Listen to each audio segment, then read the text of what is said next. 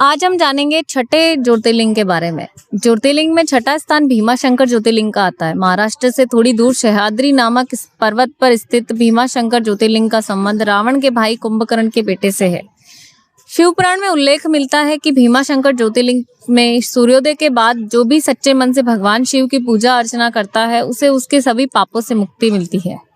आइए जानते हैं भीमाशंकर ज्योतिर्लिंग की रोचक बातें, इतिहास और कथा। भीमाशंकर ज्योतिर्लिंग को मोटेश्वर महादेव के नाम से भी जाना जाता है। यहाँ शिवलिंग का आकार काफी मोटा है, इसीलिए इसे मोटेश्वर महादेव कहा जाता है। इस मंदिर के समीप एक नदी बहती है जिसका नाम भीमा नदी है। यह नदी आगे जाकर कृष्णा नदी में मिलती है।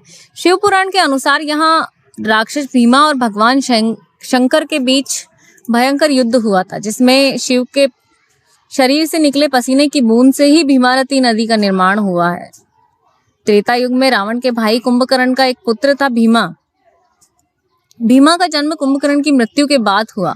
जब उसे ज्ञात हुआ कि उसके पिता का वध भगवान विष्णु के अवतार श्री राम ने किया है तो वह क्रोधित हुआ। भगवान विष्णु से बदला लेने के लिए ब्रह्मा को तप कर प्रसन्न कर लिया।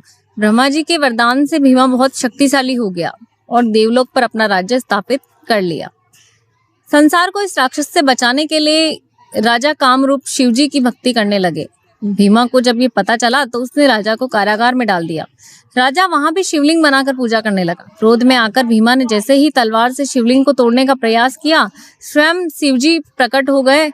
भीमा और शिवजी के बीच भयंकर युद्ध हुआ। उसमें महादेव की हुंकार से भीमा का विनाश हो गया। इसके बाद सभी देवताओं ने महादेव से इसी स्थान पर शिवलिंग के रूप में निवास करने के लिए कहा। तब से ही शिवजी को यहाँ पर भीमाशंकर के नाम से पूजा जाता है।